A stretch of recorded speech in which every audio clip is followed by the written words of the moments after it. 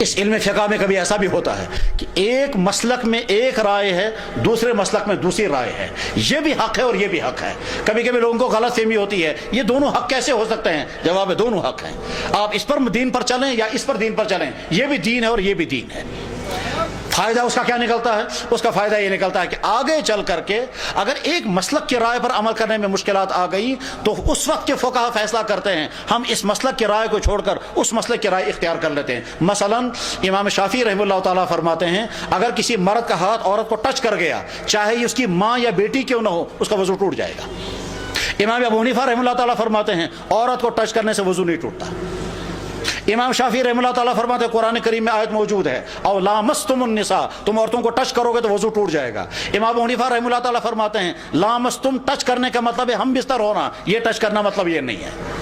امام ابو حنیفہ رحمہ اللہ تعالیٰ صاحب میں یہ فرماتے ہیں کہ جناب رسول اکرم صلی اللہ علیہ وسلم، حضرت عائشہ صدیقہ رضی اللہ عنہ کہتی ہیں کہ اللہ کے نبی علیہ الصلوۃ والسلام نماز پڑھ رہے تھے، میں سوئی ہوئی تھی، میں نے دیکھنا چاہا حضور کہاں ہیں۔ نماز کے دوران میں نے سوئی ہوئی، میں نے ہاتھ لگایا تو ہاتھ لگاتے لگاتے میرا ہاتھ جو ہے حضور کے پاؤں مبارک کو لگ گیا اور مجھے محسوس ہو گیا حضور سجدے میں ہیں، تو حضرت عائشہ کا ہاتھ حضور کی جسم عطر کے ساتھ ٹچ کر گیا۔ سلام پھیرنے کے بعد حضور نے یہ نہیں کہا سب فٹروت میں وضو ہوئی، پتا چلا کہ نہیں صاحب وضو نہیں ٹوٹتا، ٹھیک ہے صاحب۔ اب امام شافعی رحمہ اللہ تعالیٰ کے ماننے والے جس وقت حرم میں طواف کرنے کے لیے جاتے ہیں اور وہاں عورتوں کا ہجوم ہوتا ہے اور لازماً عورتوں کے ساتھ کندھوں سے کندھے مل جاتے ہیں، تو تمام شافعی علماء یہ کہتے ہیں کہ جب حرم میں جاؤ گے تو حنفی بن کر کے جانا، ورنہ وضو ٹوٹ جائے گا۔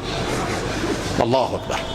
ایک مرد غائب ہو گیا اور کچھ پتہ نہیں وہ زندہ ہے یا مر گیا، اب کیا کیا جائے؟ حدیث میں کہیں موجود نہیں ہے کہ صاحب اس کی بیوی کو دوسرا نکاح کرنے کی اجازت دی جائے یا نہ دی جائے۔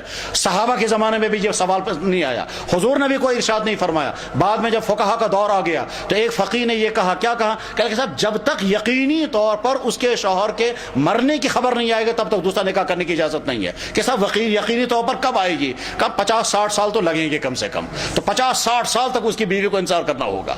اب امام شافعی کہتا ہے 60 سال انتظار کرے، دوسرا امام کہتا ہے 80 سال انتظار کرے، کوئی امام کہتا ہے 75 سال انتظار کرے، امام مالک رحمہ اللہ تعالیٰ فرماتے 4 سال انتظار کرے۔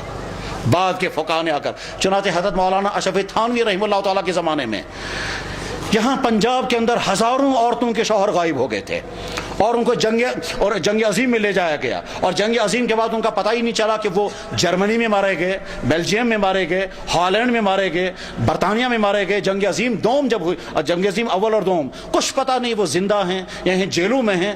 سال ہر سال انتظار کرتے رہے تو مسلمان عورتیں پریشان تھی، اور جب عالموں سے پوچھتے تھے حنفی علماء سے، وہ کہتا تھا، کوئی کہتا تھا 60 سال انتظار کرو، کوئی کہتا تھا 80 سال انتظار کرو۔ اس وقت مولانا اشرف تھانوی رحمہ اللہ تعالیٰ نے فرمایا وہ مرحلہ آ گیا ہے، اس مسئلے میں ہم حنفی رائے چھوڑ دیں گے اور امام مالک کی رائے اختیار کریں گے۔ چنانچہ حضرت تھانوی رحمہ اللہ تعالیٰ نے باقاعدہ مسئلہ لکھا اور ہندوستان اور پاکستان کے تمام علماء کو بھیجا کہ میں نے ارادہ کر لیا ہے کہ اس مسئلے میں ہم امام مالک کی رائے کو اختیار کریں گے، آپ لوگ اپنی تائید یا تردید کرو۔ تمام علماء نے اس کی تائید کی۔ اس کے بعد حضرت تھانوی نے مدینہ طیبہ مسئلہ بھیجا، شام بھیجا، مصر بھیجا، مکہ مکرمہ، وہاں کے علماء نے بھی تائید کی اور اعلان کر دیا کہ آج کے بعد اگر کسی عورت کا شوہر گم ہو جائے گا تو حنفی مسلک کی رائے کے مطابق نہیں بلکہ امام مالک رحمہ اللہ تعالیٰ کی رائے کے مطابق 4 سال کے بعد دوسرا نکاح کر سکتی ہے۔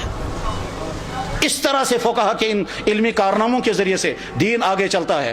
امام شافعی رحمہ اللہ تعالیٰ سے پوچھا حضرت زکوٰۃ دینے کے لیے کوئی حکم خاص؟ کہ ہاں ایک خاص حکم ہے، زکوٰۃ جو ہے وہ 24 آدمی کو دینا ضروری ہے۔ انہوں نے کہا حضرت یہ 24 آدمی کہاں سے نکلے؟